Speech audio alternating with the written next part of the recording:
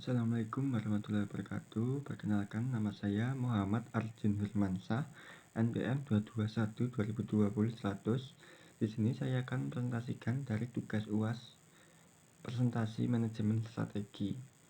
Yang pertama adalah slide 1, penurunan kunjungan ke Tendel Saungan. Nah, pada kuartal April hingga Juni 2025, Kedai dalam Saungan menghadapi tantangan serius berupa penurunan jumlah kunjungan pelanggan sebesar 20%. Nah, secara kuantitatif, rata-rata kunjungan harian menurun dari 150 orang menjadi 120 orang. Angka ini menjadi sinyal penting bahwa kita perlu segera melakukan intervensi strategis. Nah, teman ini juga sejalan dengan riset-riset sebelumnya, seperti penilaian dari Wisnalia 3K 2025 menyebutkan bahwa UMKM kuliner sangat rentan terhadap perubahan tren konsumen. Selain itu, Wibowo 2019 menunjukkan bahwa kompetensi warung kopi tradisional makin sengit, terutama di wilayah Jawa Timur. Nah, untuk slide kedua, ada solusi digitalisasi dan inovasi menu. Nah, sebagai solusi untuk mengembalikan tren penurunan ini, kami merekomendasikan agar kedai dalam Saungan ini berfokus pada digitalisasi operasional dan inovasi menu. Nah, ada dua alasan utama. Yang pertama ada faktor internal, di mana kedai sudah memiliki pelayanan personal yang kuat dan lokasi strategis, sehingga sangat mendukung adopsi digital. Yang kedua ada faktor eksternal, yang dimana tersedia peluang besar untuk kolaborasi dengan platform seperti GoFood atau GrabFood. Nah, rekomendasi ini diperkuat oleh beberapa riset terkini seperti Haryanto dan Makassar 2025 menyimpulkan bahwa digitalisasi mampu meningkatkan penjualan UMKM secara signifikan. Lalu yang kedua ada Hidayat IKK 2025 juga menegaskan bahwa inovasi menu adalah kunci utama dalam menjaga loyalitas konsumen, khususnya dari kalangan muda. Lalu ada slide ketiga, ada gap riset dan tujuan penelitian. Nah, dalam slide ini kami ingin menjelaskan posisi dari kontribusi studi kami terhadap penelitian-penelitian terdahulu. Nah, selama ini ada sejumlah studi yang membahas UMKM kuliner, namun masih terdapat beberapa celah. Yang pertama adalah Lestari 2020, di mana lebih banyak menyoroti aspek sosial budaya seperti serawung, namun belum menyentuh strategi digital secara mendalam. Yang kedua ada Wisnalia et al. 2025, fokus pada manajemen keuangan, namun kurang menyoroti pentingnya inovasi produk. Yang ketiga ada Rianto dan Makassar 2025, memang membahas digitalisasi, namun belum secara spesifik menyasar UMKM tradisional seperti warung kopi. Yang keempat ada Hidayat et al. 2025, menekankan pentingnya inovasi produk, tapi belum mengintegrasikan secara menyeluruh antara analisis IFAS dan EFAS. Yang kelima ada Inge Putri et al. 2025 sudah menyinggung pengalaman pelanggan, tapi belum membahas secara lengkap keempat kuadran SWOT tersebut. Sementara itu, Wibowo 2019 tidak melakukan kuantifikasi jumlah kunjungan pelanggan secara rinci. Oleh karena itu, studi ini hadir untuk menjembatani celah tersebut dengan mengintegrasikan analisis EFAS dan EFAS dalam konteks UMKM kuliner tradisional.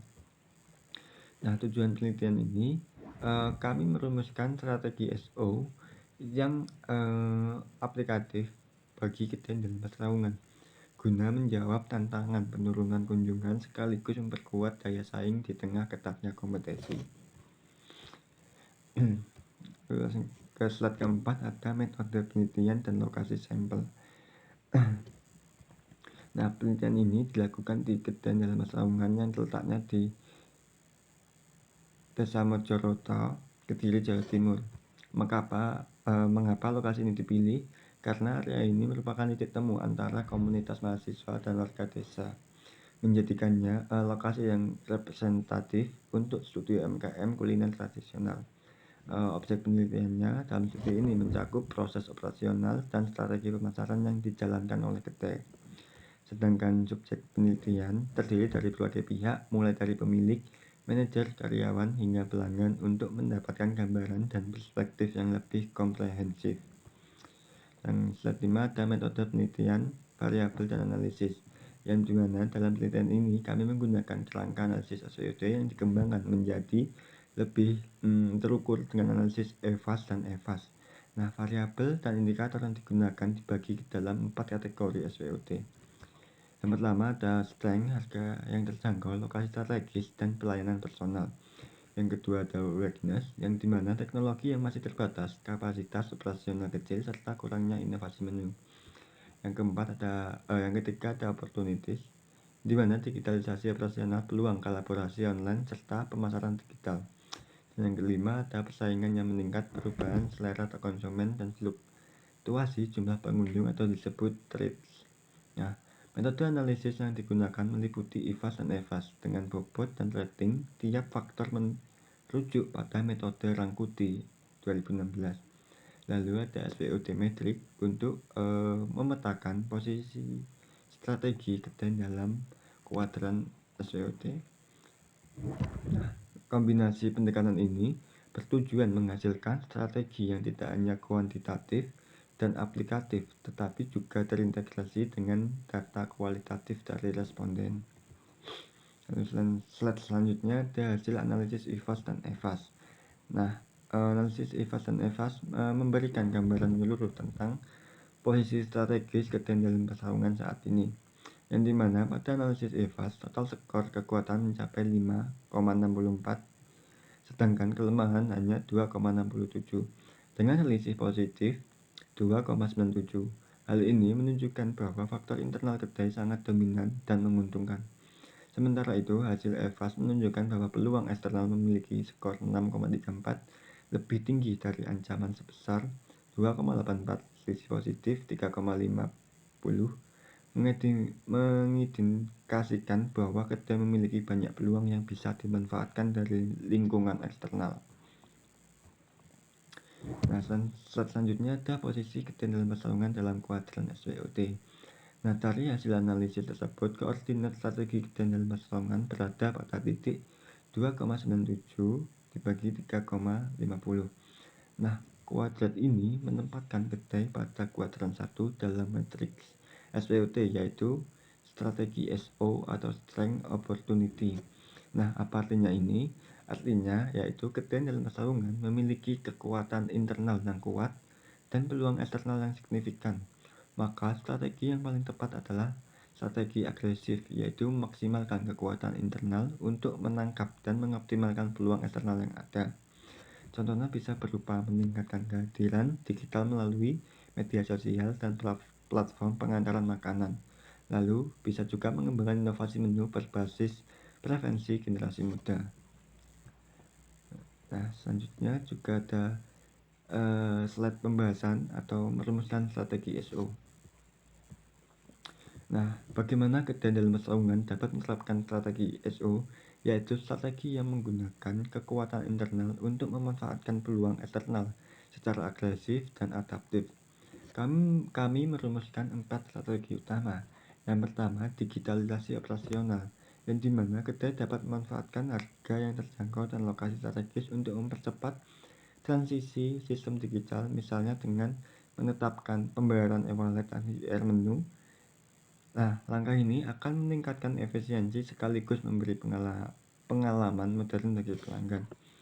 Yang kedua, ada pengembangan menu kekinian, yang dimana dengan suasana kedai yang nyaman dan pelayanan personal yang menjadi ciri khas, inovasi menu seperti kopi varian baru atau makanan kekinian akan sangat cocok untuk menarik generasi muda dan menjaga loyalitas pelanggan. Dan ketiga, ada kolaborasi platform online, yang dimana kedai juga perlu menjalin kerjasama dengan layanan pengantaran makanan seperti GoFood atau GrabFood. Kolaborasi ini akan memperluas jangkauan pasar tanpa harus membuka cabang baru.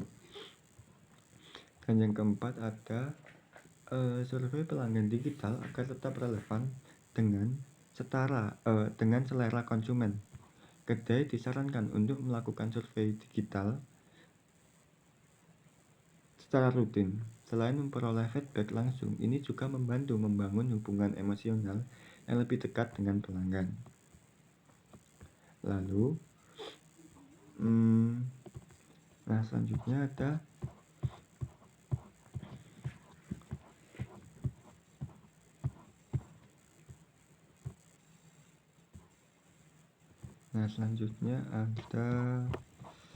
Hmm, ini kesimpulan dan rekomendasi.